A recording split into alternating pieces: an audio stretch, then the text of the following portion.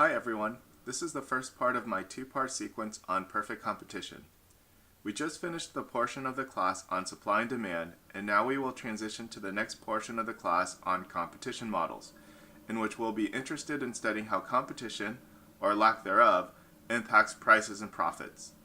At Ohio State, I had to choose two specializations for my PhD, which were industrial organization and game theory. Industrial organization is just a fancy economic term for competition, so this material is what I've focused my career studying in great detail. Of course, you can always email me or talk to me before or after class if you have any questions on this material. When studying different industries and different product markets, I tend to refer to these three different characteristics about the level of competition. The first is clearly the number of firms. One thing that we're going to say is that the more firms that are competing against each other, the stronger the competition. Beyond just straight up the number of firms, there are two more things that we want to be interested in. The first is a type of product that rival firms are producing. One thing that we're going to say is that products can either be identical or differentiated. What's an example of an identical product? If you buy an apple from the grocery store, typically there's no quality difference between buying an apple from Safeway versus buying an apple from Giant. On the other hand, cars are a really good example of a differentiated product. You can have a car that has more horsepower, or that have better fuel efficiency, or that are faster. There's a lot of things that can differentiate cars, but with apples you don't really get the same thing.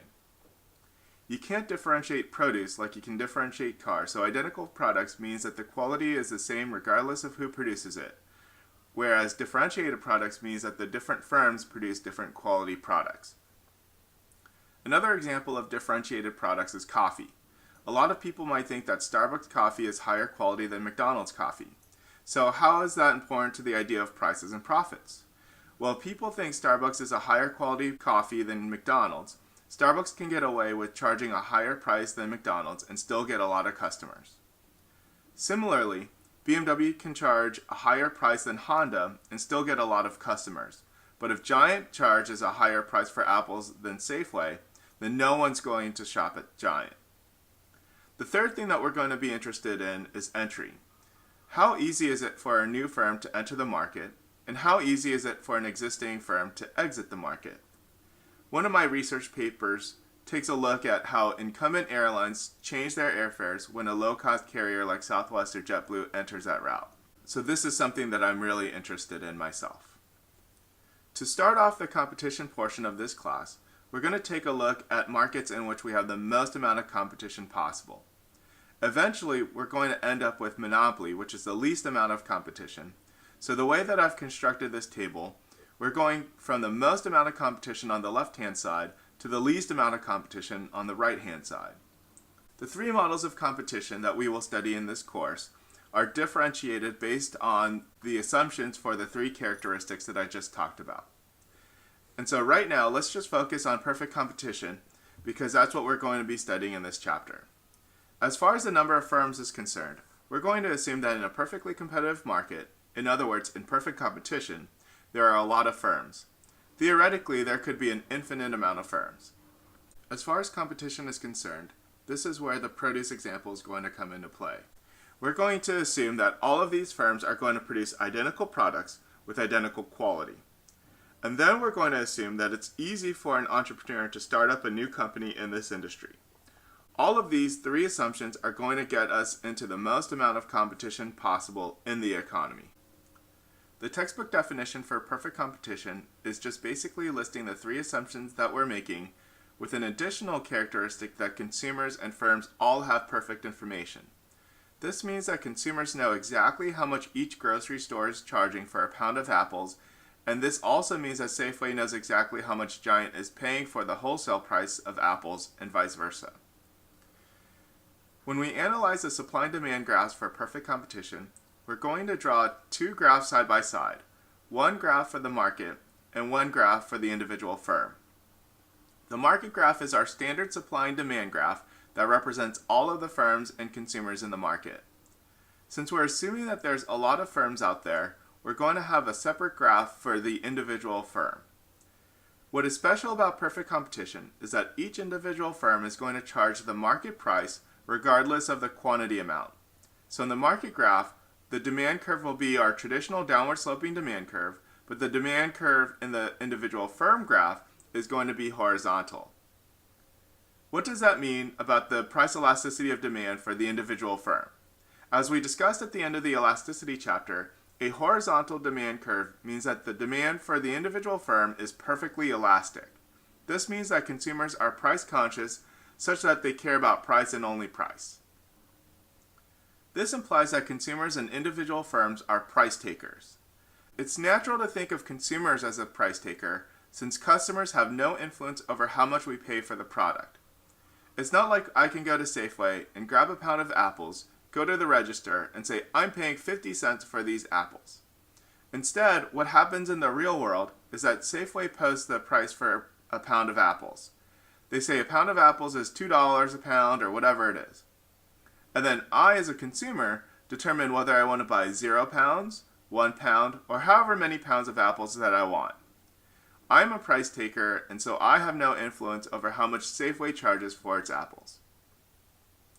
However, we are also going to assume that a perfectly competitive firm is a price taker as well, in the sense that companies are just going to see what everyone else is charging based on the market graph, and they're going to charge that equilibrium price. This was a lot of conceptual big picture information here, so how might we want to adapt that into an actual graph? Let's first start with the horizontal demand curve for an individual firm.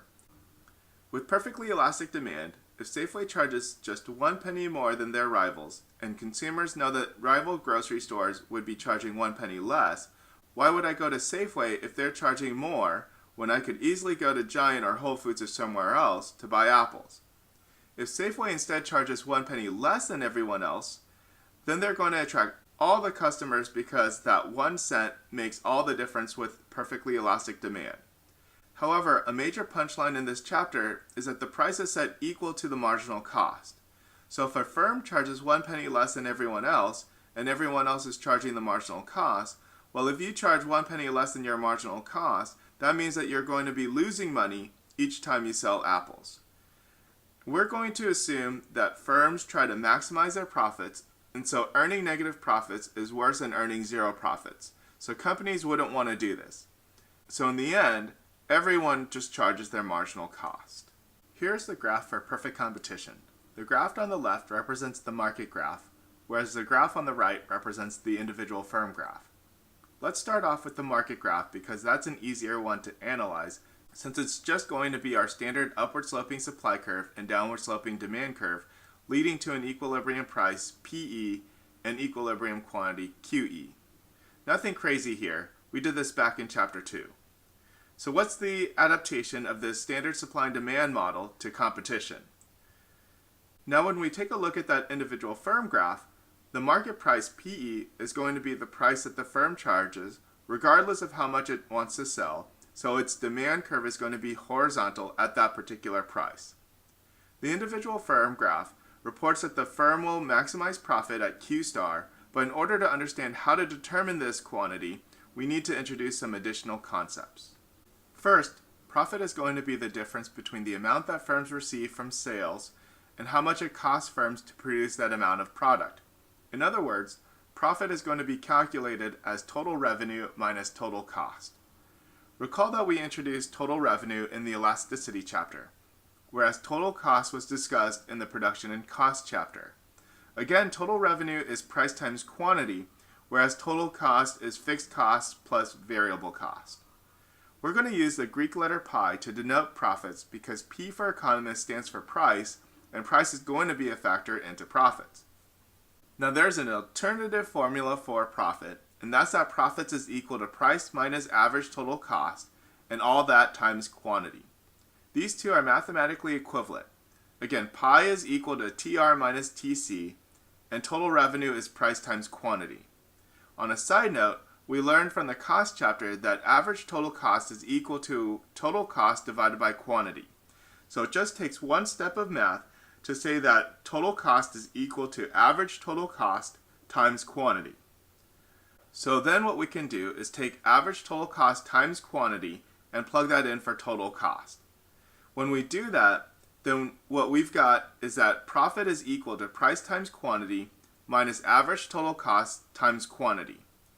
Next, we can factor out the quantity to get profit is equal to price minus average total cost surrounded by parentheses times quantity. We can use the alternative formula for profits from the previous slide to help us determine whether a firm will earn positive profits, zero profits, or negative profits. Quantity is always going to be a positive number because it doesn't make sense for a company to ever produce a negative amount of product. Since Q is going to be some positive number, then determining whether profits are positive, negative, or zero is all about taking a look at the relationship between price and average total cost. Let's suppose that the firm is earning positive profits. If quantity is positive, then quantity times a positive number is going to yield a positive profit. This occurs when price minus average total cost is positive, which happens when price is greater than average total cost.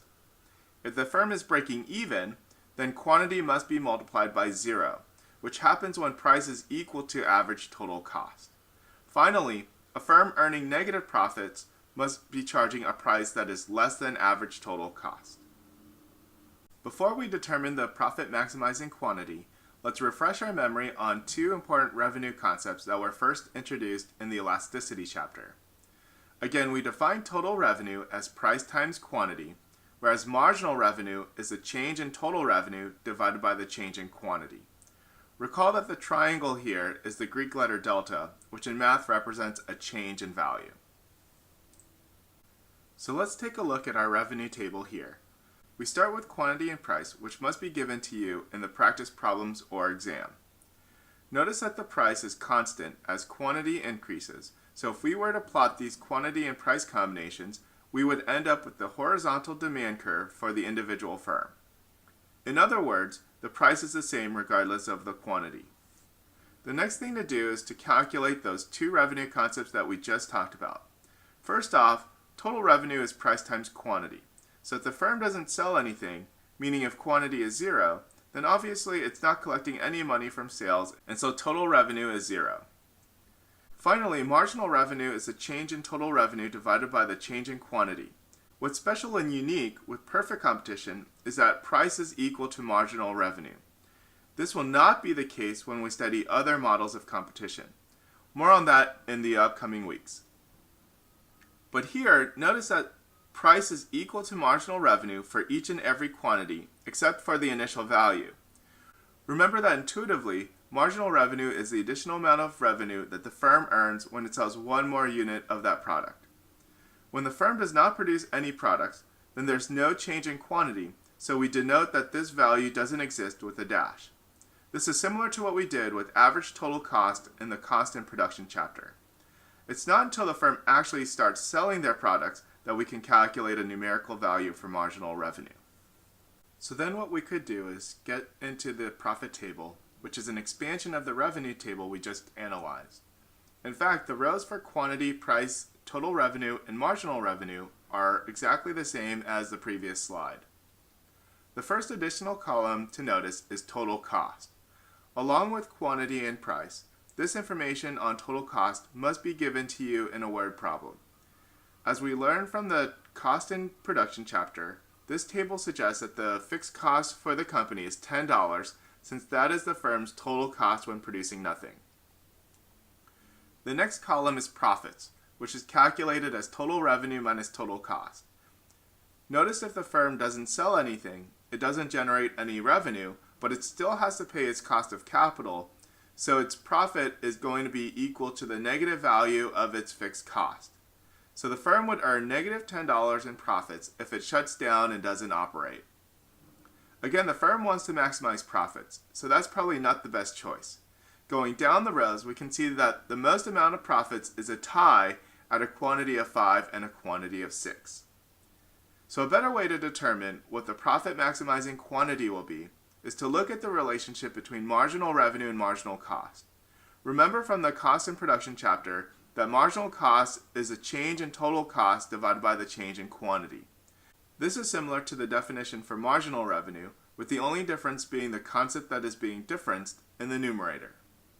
So the profit maximizing condition which I call the golden rule of microeconomics, is that a firm maximizes profit whenever marginal revenue is equal to marginal cost. This occurs when both marginal revenue equals marginal cost at $12.50, which happens when the firm produces a quantity of 6. The nice thing with the MR equals MC condition is that this will happen once and only once in our analysis and provides a direct and fail-proof way to determine the profit maximizing quantity and price. Notice that at this quantity, average total cost is $9.25, whereas the price is constant at $12.50.